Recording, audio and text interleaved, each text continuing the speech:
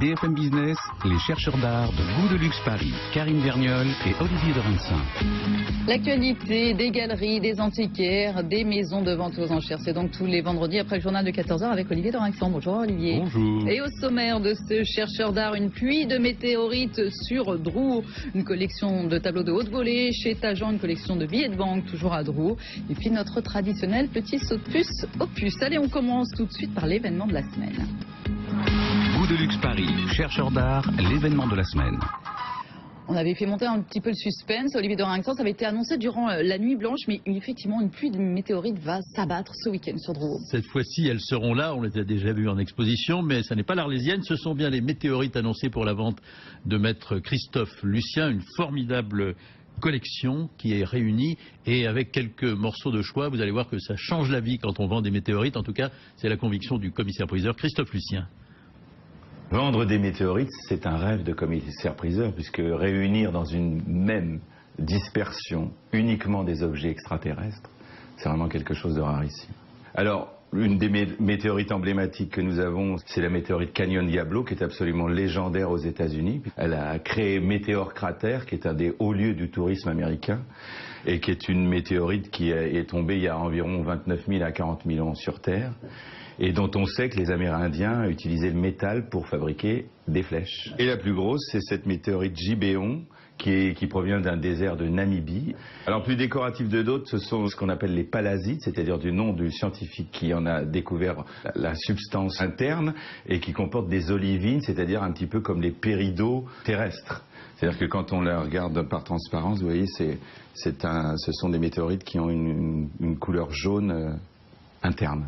Tous les jours, des météorites tombent sur Terre. En revanche, il est plus facile dans certaines zones d'en trouver que dans d'autres. Malheureusement, certains déserts chauds ne sont plus très fréquentables ces derniers temps, en toute sécurité.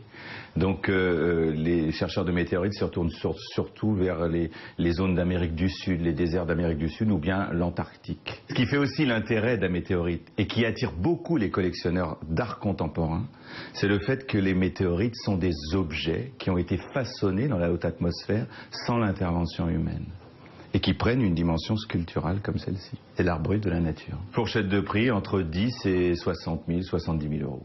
Alors, dans la même vente, il y a la collection d'instruments scientifiques de Pierre Delpech, qui est une très très belle collection aussi, qui comporte un astrolabe indo-persan qui est absolument somptueux.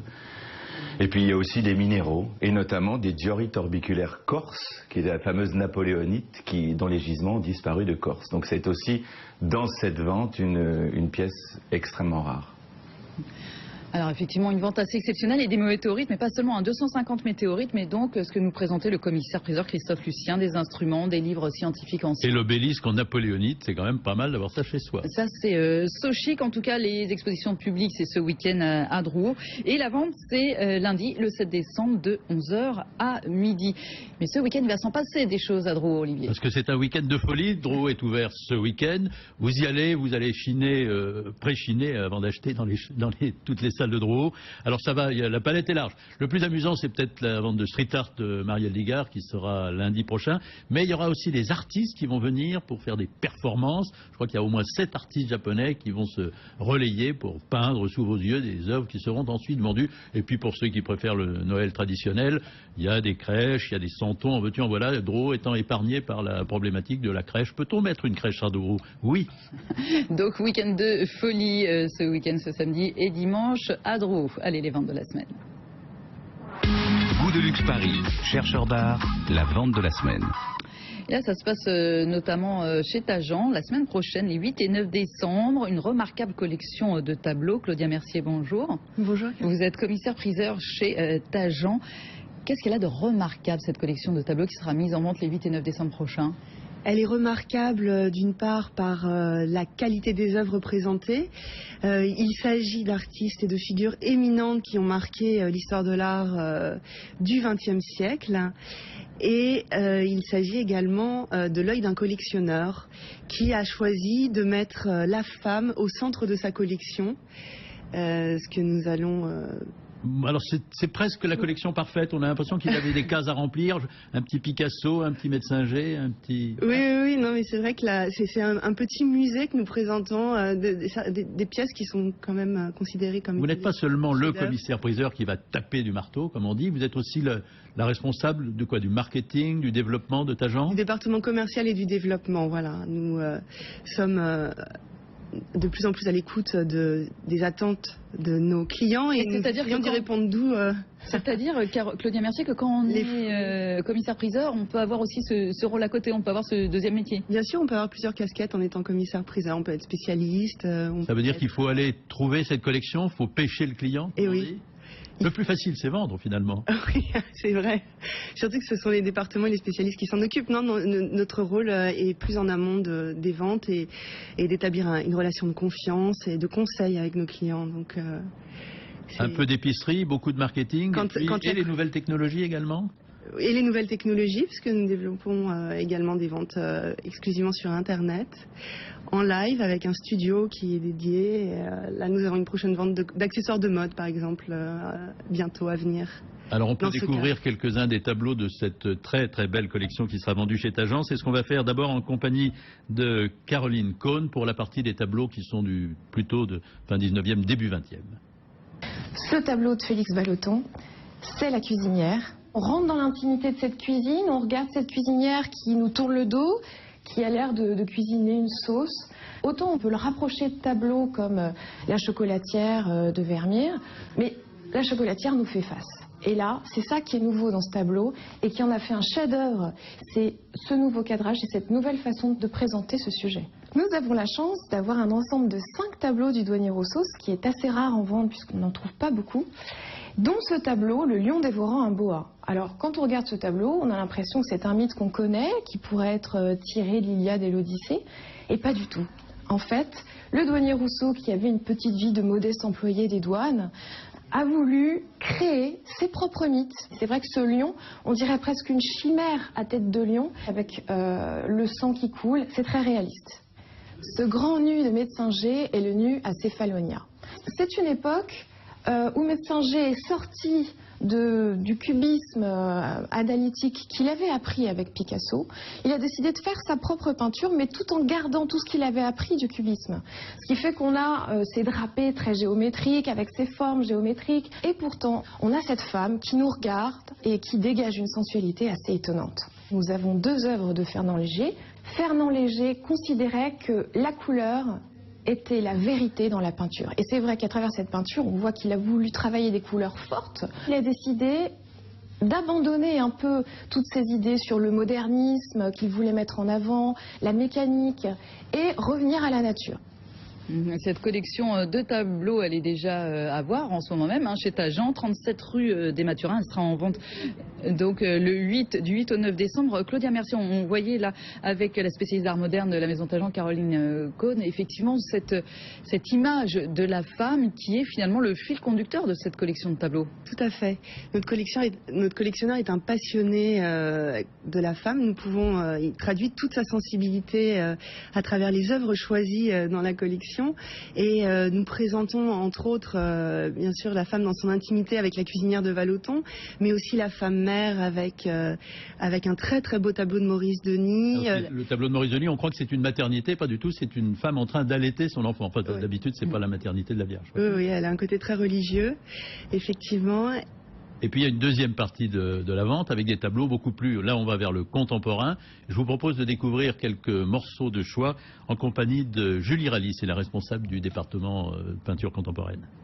Pour la deuxième partie du 20e, je vous propose de découvrir tout d'abord cette grande œuvre de Christo et Jeanne-Claude, qui est issue du projet Parasol Bridge, totalement autofinancé par la vente de dessins, d'esquisses et de collages préparatoires, dont cette œuvre fait partie.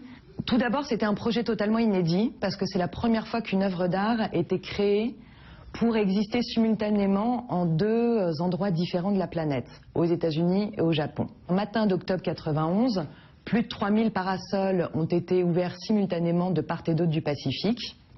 2 cultures de l'espace, optimisées au Japon et beaucoup plus aérées aux États-Unis. Dans un tout autre registre, nous avons cette œuvre de Friedrich Hundertwasser, qui était un peintre, un artiste, mais aussi un penseur, un architecte, avant tout profondément et viscéralement engagé dans une cause, l'écologie, et ce, notamment à bord d'un ancien navire de commerce qu'il avait réhabilité, réagencé en une sorte d'atelier flottant.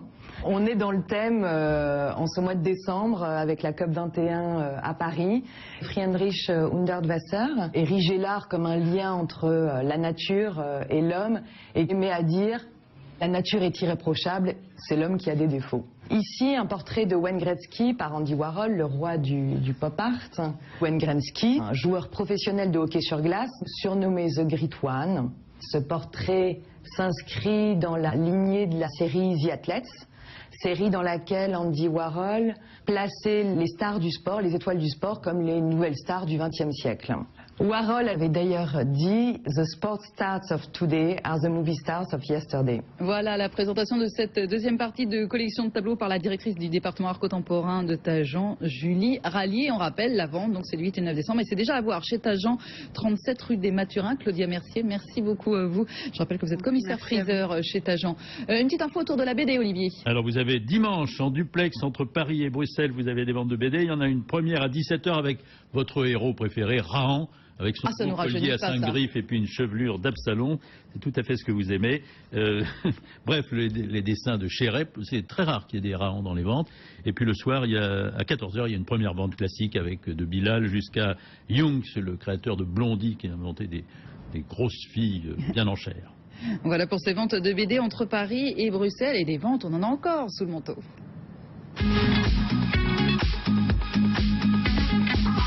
Et ça se passe à Drouot. On va aussi parler papier, mais du coup, petit papier, même des billets de banque, Olivier. Alors c'est une très rare collection, la collection de M. Cabanas. Il a collectionné toute sa vie des billets de banque, et vous allez voir que là, on en a tous les jours entre les mains, mais là c'est quelque chose. Je vous propose de découvrir cette collection présentée par la commissaire-priseur Charlotte Van Gaver et par l'expert qui s'appelle Alain Veil.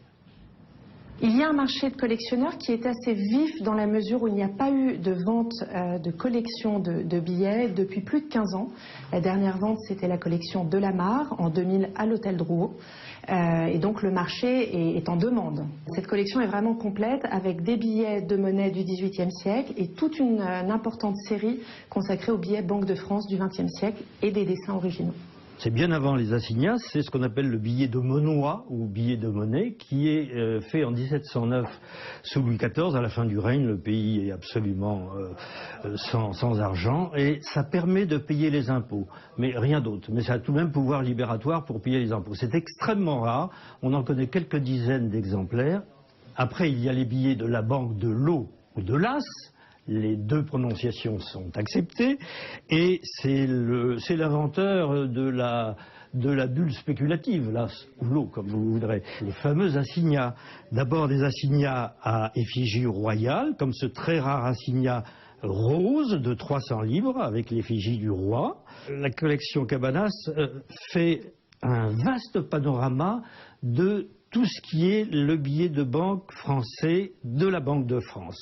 Depuis les billets monochromes, en noir puis en bleu. Ensuite, on invente le billet bicolore, le billet noir et bleu, puis les fameux billets bleu et rose, pour passer à la quadrichromie où l'école, si on peut dire, des billets français sera spécialement riche et artistique. En fait, il y a eu un grand concours d'amélioration des billets sur le plan artistique à la Banque de France qui ne voulait pas du tout suivre ce que faisait le dollar, qui a toujours gardé à peu près la même effigie, du billet vert, qui n'a pas beaucoup d'intérêt artistique. Alors que la Banque de France a fait appel à de très grands artistes comme Flamingue, avec le fameux billet considéré comme un des plus beaux de style 1900 du peintre François Flamingue. Alors tous ces billets sont évidemment rares et très recherchés, à la fois par leur valeur artistique et par le fait qu'ils ont duré très peu de temps. Et voilà l'expert Alain Veil qui présentait donc cette vente de la collection de billets de banque Cabanas qui sera vendue chez Drouot par Chayette et Cheval. Ce sera les 12 et 14 décembre prochains. Allez, on enchaîne avec le salon de l'antiquaire. Goût de luxe Paris, chercheur d'art, la foire aux antiquités de la semaine. Et ça se passe avenue Foch jusqu'à lundi, Olivier. Voilà, on va essayer aujourd'hui de découvrir quelques morceaux choisis, là encore, en commençant par une tapisserie qui est en fait un carton de tapisserie, mais il y a le nom de Picasso dessus, et ça nous amènera dans une galerie. On va chez Akari et l'atelier d'Urbach, en compagnie de Madame Saint-Brice et de Monsieur Delabaume. Nous avons la chance de voir un carton fait par Jacqueline Delabaume d'Urbach, qui a rencontré Picasso et qui a travaillé avec lui pendant plus de 20 ans. Et donc elle a réalisé les tapisseries de Picasso. La tapisserie a été tissée donc à Cavalère, dans cet atelier magnifique où avait travaillé Albert Glaise, qui étaient donc les amis des d'Urbach. Pour comprendre l'idée de cette exposition, il faut en revenir à Glaise. La peinture ici représentée sont les clowns qui ont été faites en 1916 à Barcelone. C'était le cirque. Là, vous avez l'élégant, vous avez Valmier. Là, vous avez Metzinger et son ami. Il y a une deuxième version des clowns qui est au Musée d'Art Moderne de Paris. Je ne défends pas l'avant-garde russe. J'aime l'avant-garde russe. Alors ici, nous avons Redko, deux Redko. Ici, nous avons des pochoirs de Lebedev. Ici, c'est une erreur de casting, c'est un Miro, mais qu'est-ce que vous voulez, c'est pas si mal. Albert Glaise a reçu dans la maison de Cavalère tout un ensemble de peintres, dont René d'Urbach, qui s'est installé en 51 jusque dans les années 70. Ça, c'est le portrait de sa femme, selon différentes humeurs, qu'il a fait en 1951. Dans la famille d'Urbach, il y a aussi un dernier, qui est alias Balthazar, qui à 5 ans peignait déjà. Et voilà son œuvre qu'il continue à réaliser dans les ateliers de d'Urbach, à Saint-Rémy et au Beau-de-Provence. Et voilà Xavier Delabaume, donc des ateliers d'Urbach, l'un des exposants au salon Foch, au salon de l'avenue Foch, salon des antiquaires de l'avenue Foch. Il y a aussi des sculptures, il y a aussi des meubles et des tableaux. C'est ce que nous allons découvrir chez Annie Minet et Luc Méranda. On retrouve les fameux guerriers de la paix, cette fois-ci en petite taille.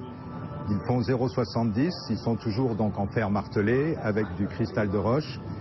Tout est monté à la main. Après quoi, nous avons Lichène, celui-ci était en 4,50 m sur la place Vendôme. Il est posé sur une console de Caroline Corbeau qui réalise ce mobilier à la manière des origamis japonais. Elle fait des pliures, des soudures et après elle fait ses patines, elle oxyde, elle laque, enfin c'est assez extraordinaire. Dans nos nouveaux artistes, nous avons Sophie Jo, peintre femme assez extraordinaire qui est autodidacte, beaucoup de talent et là ça s'appelle l'Acmé, donc l'opéra de Lib. Il vient d'y avoir le tsunami, elle est dans son atelier et elle peint en écoutant cette musique. Et voilà ce qu'il en sort. Une autre artiste française, celle-ci, c'est le chant de la gourmandise, le passage du désir à la possession. Et alors donc, elle s'appelle Bloops. Bloops est surprise, absorbe le jus de cette cerise et en fait, elle absorbe la jouissance de la vie, la liberté totale. Bon, oui, c'est vrai, ça fait penser au manga. Et voilà, Luc Méranda de la galerie Minet Méranda, l'un des autres exposants de ce salon des antiquaires qui se tient jusqu'à lundi, Olivier. Et puis, dernier choix, un petit pichet. Alors, c'est un pichet à bière, un pot à bière, avec les gobelets pour le boire. Et c'est ce que nous avons découvert chez un spécialiste en orfèvrerie qui s'appelle Jean-Christophe Scalabrino. Alors c'est un ensemble à bière, 10 services à bière en argent massif, fait par les frères Fanière, qui étaient considérés à l'époque au XIXe siècle comme les plus grands ciseleurs de leur époque. Un décor de tonneaux, des insectes, des petits serpents, un décor de houblon bien sûr, puisque à la base c'est un pichet à bière, une petite souris, c'est très finement fait, merveilleusement ciselé. Napoléon III avait acheté ce service, on ne sait pas s'il s'en servait, peut-être qu'il buvait la bière avec Sissi impératrice, qui aimait beaucoup ça, puisqu'elle était de Bavière, mais à l'origine, peut-être, qui sait. Jean-Christophe Scalabrino de la galerie Scalabrino. C'est une autre idée du pichet quand même, hein, Olivier Dorinxon. C'est le pichet haut de gamme, oui. C'est ça, exactement, haut de gamme. En tout cas, on retrouve tous ces exposants, tous ces objets donc au salon des antiquaires qui se tient à avenue Foch et c'est jusqu'à lundi, jusqu'au 7 décembre. Il est temps de faire notre petit saut de puce aux puces. Goût de luxe Paris, chercheur d'art, balade aux puces. Et cette semaine, Olivier, vous nous emmenez rencontrer Aurélien Jauneau. Alors les jeunes marchands des puces comme on les aime, ils ont la foi, ils y croient, ils sont heureux et ils font très très bien leur métier. Aurélien Jauneau que nous retrouvons au marché Paul Bert. Alors je m'appelle Aurélien Jauneau, j'ai 29 ans et j'occupe le stand 93 de l'allée 6 à Paul Bert. Papa étant plus ou moins dans la partie, j'avais un pied quand même dedans. Et donc j'ai commencé par collectionner à 12 ans des chaises. Je suis diplômé d'un master en histoire de l'art et d'une licence en art plastique. Et j'ai passé 2 ans à apprendre vraiment ce métier chez un marchand de la rue de Seine. 2 ans chez Pascal Cuisinier qui est le spécialiste du premier design français. Donc cette génération de designers tous nés entre 25 et 30. Aujourd'hui je m'attelle vraiment à défendre le travail de Pierre Garish entre 1960 et 1968, qui sont en fait les 8 dernières années de création du designer, où vous avez un digeste, à mon sens parfait, de ce qui peut être fait dans le meuble moderne avec les techniques modernes de l'époque. Garish, profondément communiste, qui ne l'empêchait pas par ailleurs de rouler en Ferrari, a produit pour tout le monde, vraiment pour tout le monde. En fait, c'est assez étonnant parce que Pierre Garish, tout son travail va être mesuré sur l'unité créée par Le Corbusier, sur le nombre d'or. Donc en fait, vous avez les proportions du Corbu qu'on retrouve exactement et très bien employées chez Garish. Ma clientèle aujourd'hui est constituée à part égale de décorateurs américains, espagnols, italiens et de particuliers parisiens. Et voilà, et la tranche d'âge en l'occurrence va de 25-30 ans, mais les gens qui ont déjà une petite situation, jusqu'à 60, 70, 75, il n'y a pas d'âge pour aimer les belles choses. Aujourd'hui, pour défendre du design, la place incontournable, c'est Paul Bert. Je suis définitivement un enfant de Paul Bert.